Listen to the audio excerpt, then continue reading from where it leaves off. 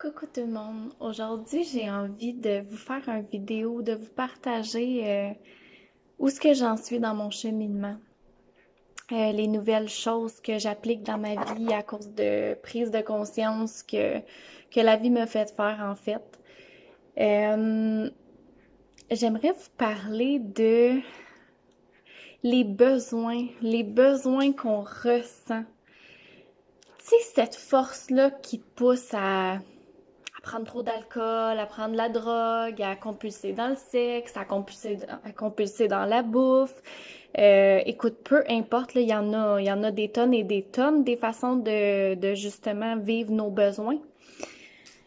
Puis, malgré le fait que on sait que c'est pas bon pour nous, on sait que, tu sais, souvent on va dire,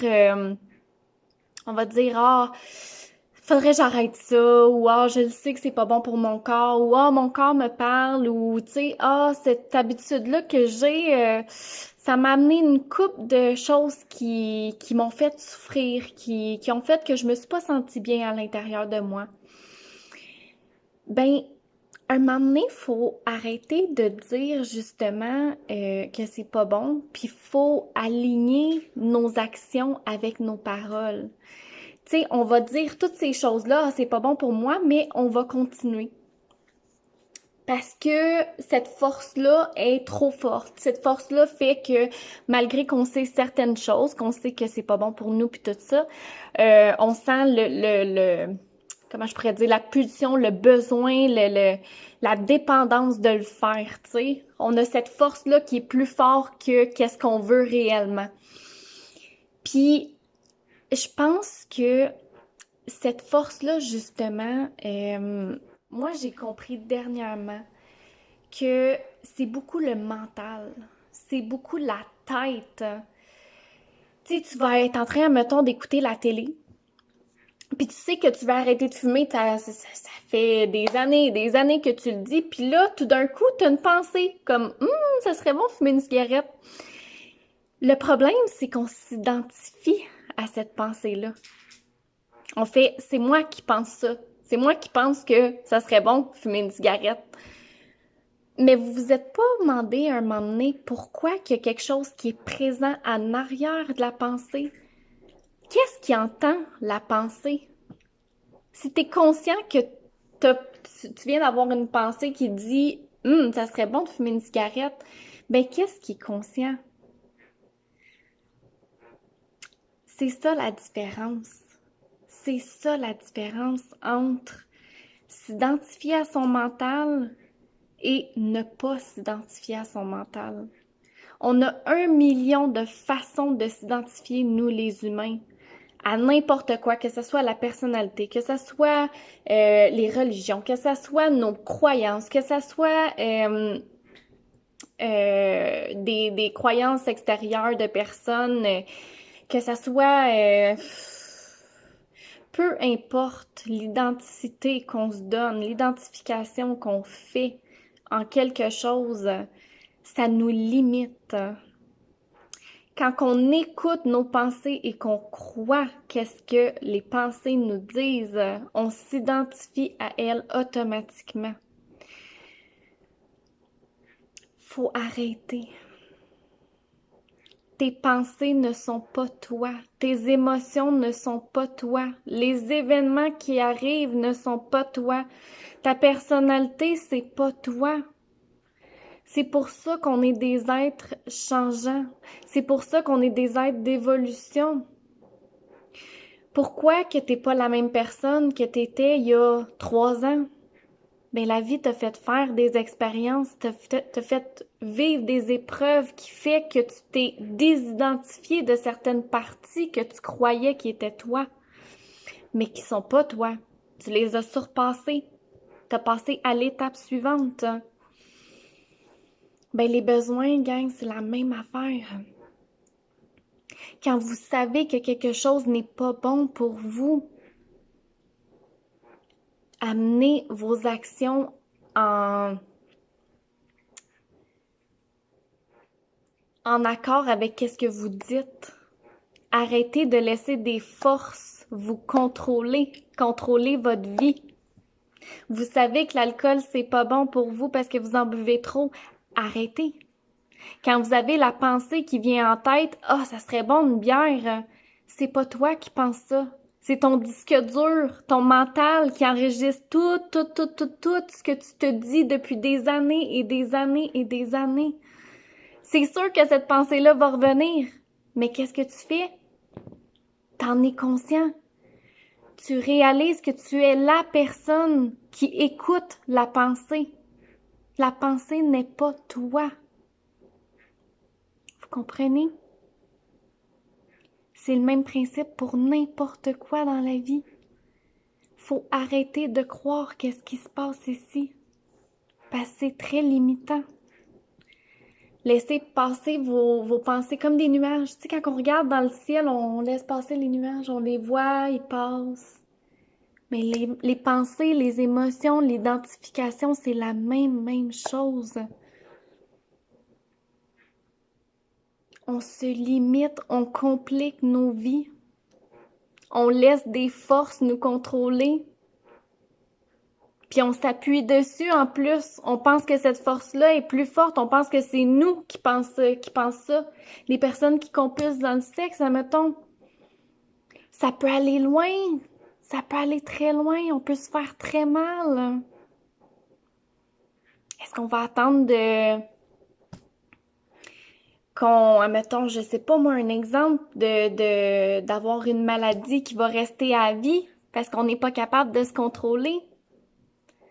Tu sais, je sais, je suis extrême, mais c'est important de mettre des exemples concrets parce qu'il y a beaucoup de monde que ça leur est arrivé.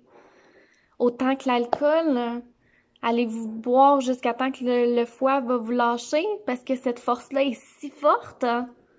Vous êtes plus fort. Vous êtes plus fort que ça. Arrêtez de croire à vos pensées qui vous amènent rien de bon. Faut se responsabiliser dans la vie. Voyez, moi, je vais vous donner un exemple. J'ai pas peur de me montrer parce que je suis telle que je suis, avec mes blessures, avec mes croyances et tout ça. Mais quand que je prends conscience de quelque chose, par exemple, je me responsabilise puis je fais qu'est-ce qu'il faut. Moi, vous voyez, toute ma vie, j'ai été rarement toute seule.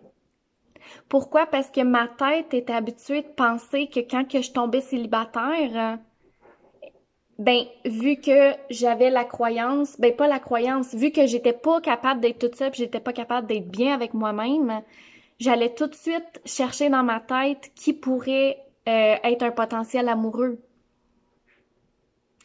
Mais aujourd'hui, j'ai évolué, aujourd'hui, j'ai changé. J'ai plus envie que un homme rentre dans ma vie parce que j'ai besoin d'être avec quelqu'un. J'ai envie qu'un homme rentre dans ma vie parce que j'ai envie de partager puis parce que ça vient naturellement. Pas parce que c'est un besoin, mais parce que c'est quelque chose que j'aimerais, tout simplement. Ben, vous voyez, ça va faire 2 mois que je suis célibataire, puis mon Dieu, je peux pas vous dire mais combien de fois que ma tête m'a dit ou m'a amené vers des personnes à faire comme hey, ça c'est un bon potentiel. Ouais, ça il y a quelque chose là, tu sais. Mais je le sais que si je fais ça, je vais repéter le même mur. Pourquoi? Parce que j'ai besoin d'être seule avec moi-même. J'ai besoin de m'accueillir dans cette solitude-là. J'ai besoin de dépasser ce besoin-là d'être en relation. Fait qu'est-ce que je vais écouter cette pensée-là? Parce que si je l'écoute, ben je vais reproduire la même affaire. Puis je vais me péter, je vais me péter dans le mur autant de fois que ça va être nécessaire. Autant que je vais pas écouter qu'est-ce qu'il faut vraiment que je fasse. Ben aujourd'hui, j'ai choisi. Ça a l'air de rien. C'est 1 mois. Mais je prends 1 mois que je m'isole des hommes. que j'arrête d'aller au-devant, que même des personnes, des hommes qui me parlent, comment je pourrais dire, je retrouve mon centre. Je laisse pas ces personnes-là me parler, tu sais, je coupe la conversation tout de suite, je leur dis, tu sais, je suis pas sauvage à faire comme non, non, pas d'homme, tu sais, je leur explique pas, non, non, je leur explique, tu sais, je suis dans un moi que je me ressente, que je me recherche à l'intérieur, que je me reconnecte à l'intérieur, me recentrer dans mon cœur, dans ma relation avec moi-même, tu sais. Il y en a que ça prend des années. Je ne sais pas combien de temps je vais avoir besoin. Pour l'instant, je me donne un mois parce que pour moi, c'est quelque chose de réalisable de me donner un mois comme objectif, tu sais. Ça peut être n'importe quoi, ça peut être pour n'importe quelle dépendance, tu sais. Le un mois, c'est juste un début, un objectif, en fait, quelque chose de concret que je peux dire, OK, pendant cette période de temps-là, ben tu sais, je respecte qu'est-ce que j'ai dit, puis après ce mois-là, je verrai comment je me sens, je verrai s'il y a des choses qui ont changé en moi, tu sais. Si je vois que je suis pas plus prête, puis je suis encore dans le besoin, ben je vais prendre plus de temps. Si je vois que, mon Dieu, je me suis accueillie à plusieurs niveaux, j'ai pas laissé mes pensées prendre le dessus sur moi, mes besoins prendre le dessus sur moi, ben là, peut-être que j'ouvrirai mes portes tranquillement, tu sais. Ça dépend. Faut prendre le temps, justement, de voir où ce qu'on en est, de ressentir où ce qu'on en est dans ce cheminement-là. Puis, j'aimerais partager quelque chose aussi, quelque chose qui m'a beaucoup, beaucoup inspirée. Tu sais, dans la vie, tout est vibration, tout est, comment je pourrais dire, on capte des choses sans même en être conscient. Ben, j'ai un de mes amis qui est marocain, en fait, qui fait le ramadan. Oui, c'est une religion. Moi, tu sais, je suis pas, j'ai pas de religion. Moi, ma religion, c'est l'amour, c'est le développement personnel, c'est l'amour de soi et des autres. J'ai pas de religion telle quelle, tu sais. Mais je trouvais ça intéressant, cette partie-là de la religion qui les pousse, en fait, à, pendant un mois, justement, à je sais pas comment l'expliquer exactement parce que j'ai pas tous les détails. Je le fais vraiment comme moi je le ressens dans ce mois-là, là. Mais en fait, ils coupent toute relation sexuelle. Ils font un jeûne à tous les jours du lever du soleil au coucher du soleil. Ils mangent pas. Ils laissent leurs intestins reprendre le dessus, se nettoyer. Tu sais, ils donnent un break à leur corps à plusieurs niveaux. Je pense qu'ils n'ont pas le droit non plus de dire des choses mauvaises, de mauvaises énergies, tout ça, de jugement. Ils sont, leur parole est impecte, est juste dans l'amour, dans les belles choses. Euh, il y a des points que j'oublie, mais tu sais, je trouvais ça très inspirant. Je suis pas pour la religion telle quelle, mais cette petite cette petite partie-là de leur religion, je trouve ça très inspirant, très intéressant. Je trouve que on devrait prendre exemple sur cette chose-là parce que justement, ça pousse ces personnes-là à se gérer au niveau des besoins, au niveau des pulsions, au niveau des dépendances, tu sais.